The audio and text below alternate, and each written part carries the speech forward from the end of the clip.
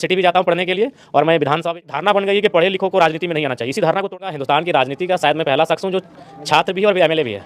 जो स्टूडेंट के मुद्दे होते हैं उनको मैं विधानसभा में उठाता हूँ, उन पर मैं बहस करता हूँ। अब बताइए, जब देश को आज़ाद करने की बात थी, जब देश को अंग्रेजों के चुंगल से आज़ाद करने की बात थी, तो पढ़े लिखे लोग थे। गांधी पढ़े लिखे थे, नेहरू पढ़े लिखे थे, सरदार पटेल पढ़े लिखे थे, भगत सिंह पढ़े लिखे थे। नेताजी का आभार, धन्यवाद कि आज झारखंड से यहाँ आने के बाद भी ढेर सारा प्यार मिल रहा है। और जहाँ तक आपने कहा कि छात्रों से, मैं आपको बताना चाहूँगा, हिंदुस्तान की राजनीति का शायद मैं पहला शख्स हूँ जो छात्र भी है और एमएलए भी है।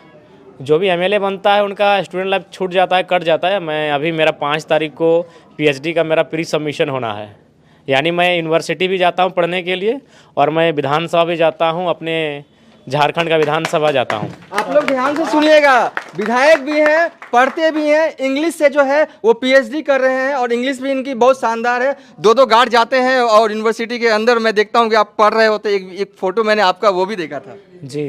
तो निसंदेह स्टूडेंट के बीच से हम अभी भी हैं।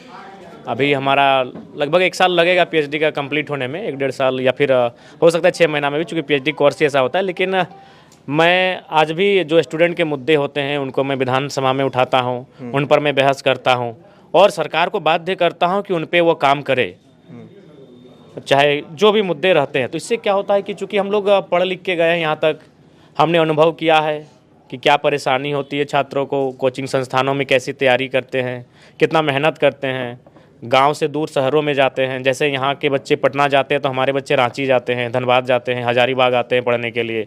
एक 10 बाय 10 के कमरे में अपना जीवन का 5 साल 10 साल बिताते हैं और उन्हें जब निराशा लगती है तो कितना दुख होता होगा। तो इसीलिए मैं वहीं से, उस बैकग्राउंड से आता हूँ जहाँ से मैं उनकी समस्याओं को देखता हूँ, सुनता हूँ और समझता हूँ, और उसीलिए मैं मजबूती के साथ झारखंड के विधानसभा में उन मुद्दों को उठाता हूँ। इसलिए मेरा मानना है, भारत की राजनीति हो या राज्य की राजनीति हो, पढ़े लिखे युवाओं को अपने कोचिंग क्लासेस की तैयारियों के साथ साथ राजनीति में भी सोचना होगा।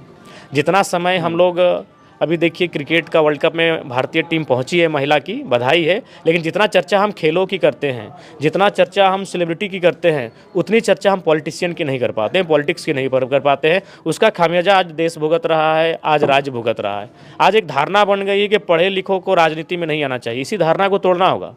अब बताइए, जब देश को आज़ाद करने की बात थी, जब देश को अंग्रेजों के चुंगल से आज़ाद करने की बात थी, तो पढ़े लिखे लोग थे। गांधी पढ़े लिखे थे, नेहरू पढ़े लिखे थे, सरदार पटेल पढ़े लिखे थे, भगत सिंह पढ़े लिखे थे, नेताजी बोस पढ़े लिखे थे। लेकिन जब देश आज़ाद हो गया और आज हम 21वीं सदी में आ गए हैं और हम मैट्रिक फेल को अगर देश चलाने के लिए सौंपेंगे, देश का मंत्री उन्हें बनने का अवसर देंगे, राज्य के मंत्री बनने का उन्हें अवसर देंगे, MP MLA बनने का उन्हें मौका देंगे, तो हम कैसे कल्पना कर सकते हैं कि हमारा देश, हमारा राज्य गति के साथ आगे बढ़ेगा। तो इसलिए मेरा मानना है, राजनीति में बदलाव होना चाहिए। वो बदलाव समय लगेगा, ये भी मैं मानता हूँ, लेकिन वो दिन दूर नहीं है जब राजनीति में बदलाव होगा। और जो पुराना पैटर्न है, नेता का बेटा नेता बनेगा, रईस का बेटा नेता बनेगा, जिनके पास पैसा है उनको विधायकी का टिकट मिलेगा, वो सारी परंपराएं टूटेंगी, वो मिथक टूटेंगे और नए नेता तैयार होंगे, नए नेता बन के सामने आएंगे।